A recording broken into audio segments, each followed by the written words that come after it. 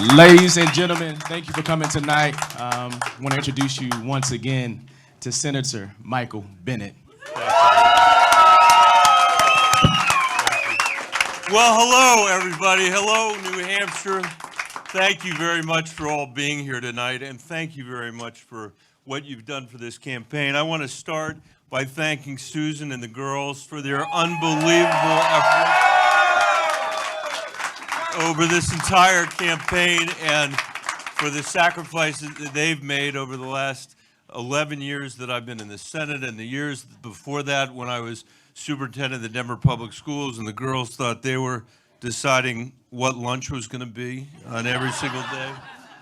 I'd like to thank my national campaign staff who ran through walls all across the country.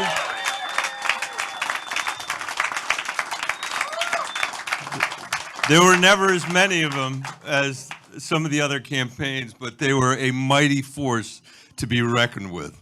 I also want to thank my Senate staff for their incredible work and their leadership over the last decade.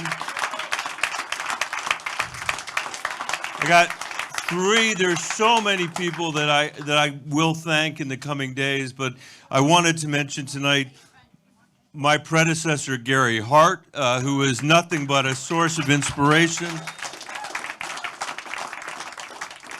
My friend and mentor, Dick Celeste, who came out here and knocked on doors for me.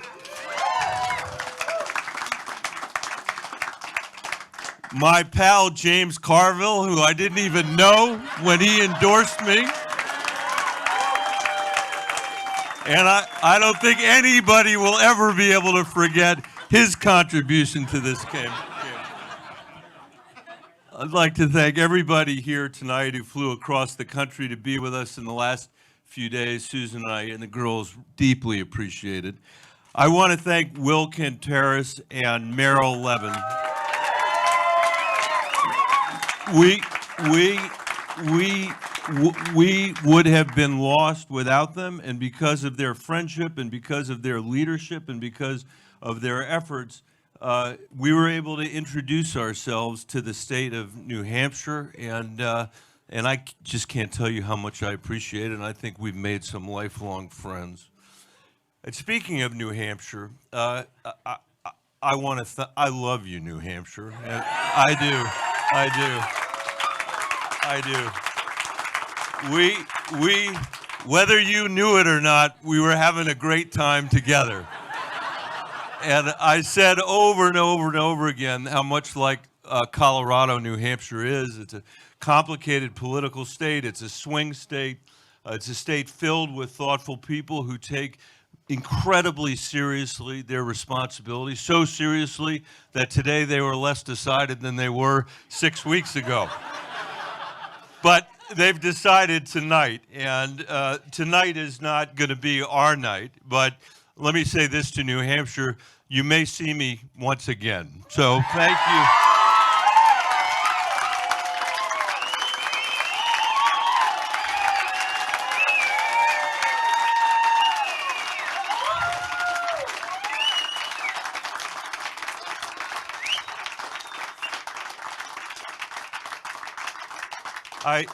I really want to say that I appreciate the fact that you gave me a chance here, and you're giving all the other candidates a chance. I wish all those candidates well that are going beyond New Hampshire.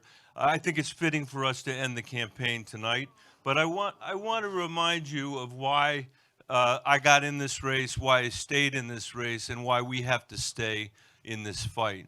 I got in this race because I love our country, I love America, I love the idea of democracy, and I want to make sure that that our generation passes this democracy intact, at least, and if not in better shape, to the next generation of Americans. And tonight, as we stand here, we can't say that we're in very good shape. Our democracy is at risk. The ability for people to work hard and live a middle-class life in this country is at risk. The opportunity for the kids of the students that I used to work for in the Denver Public Schools and kids just like them all across this country, the opportunity for their parents to get them out of poverty is at risk. America's place in the world is at risk tonight. And the rest of the world desperately needs our leadership. And as all of you know, our planet is at risk today from climate change. These are huge issues that we have to confront. And I am really proud that together during the course of this campaign, we developed an agenda called The Real Deal that I think is the most coherent approach to addressing these issues that we've seen out of any of the campaigns.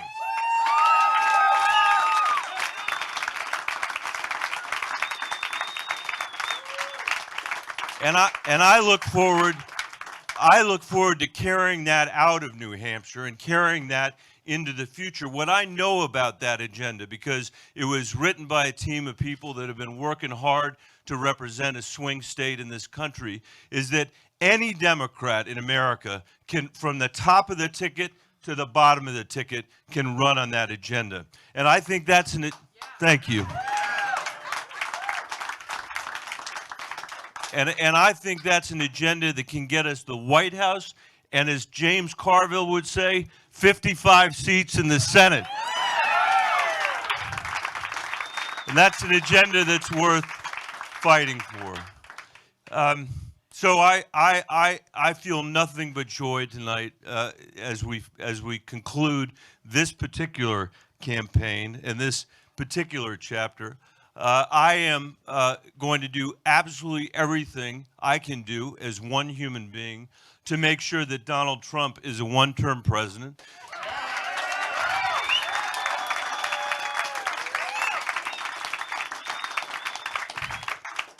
I will support the nominee of my party, no matter who it is, to make sure that we defeat Donald Trump.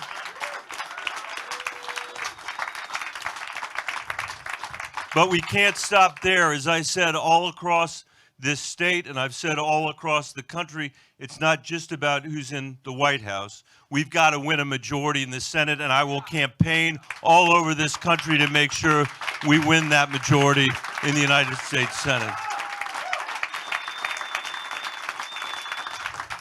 So I want to finish by saying that what I've said to particularly college kids in the state as I've gone around New Hampshire, and that is 20 or 30 years ago when people look back at this moment and they consider the fact that sometime between now and then, 20 or 30 years from now, we've got the money out of our politics and we put people back in our politics. We actually began the meaningful work of leading the whole world to address climate change. We rediscovered again how in this country we can make the economy rise for everybody when it grows, not just the people at the very top. That we discovered once again how to provide education in this country, so we were liberating kids from their economic circumstances rather than reinforcing the income inequality we have. When people look back and ask, how did that happen? How did those people do it? I think they're going to look back at this moment and there's going to be some college campus somewhere where they decided that every single person on that campus that was eligible to vote would cast their vote, and in fact, cast their vote. And that universities all over the country looked at that and saw it could be done, and that they had set a new standard for what it meant to be a citizen in this republic. And if this country starts to vote at 70% instead of at 50%, there is no issue that we won't be able to address together. So I want you to be optimistic tonight. You have to be optimistic tonight.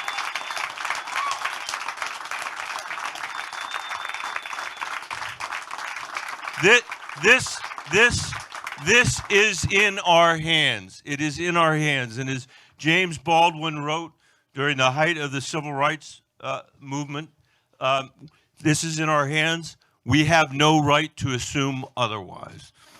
Thank you for everything that you've done. Thanks.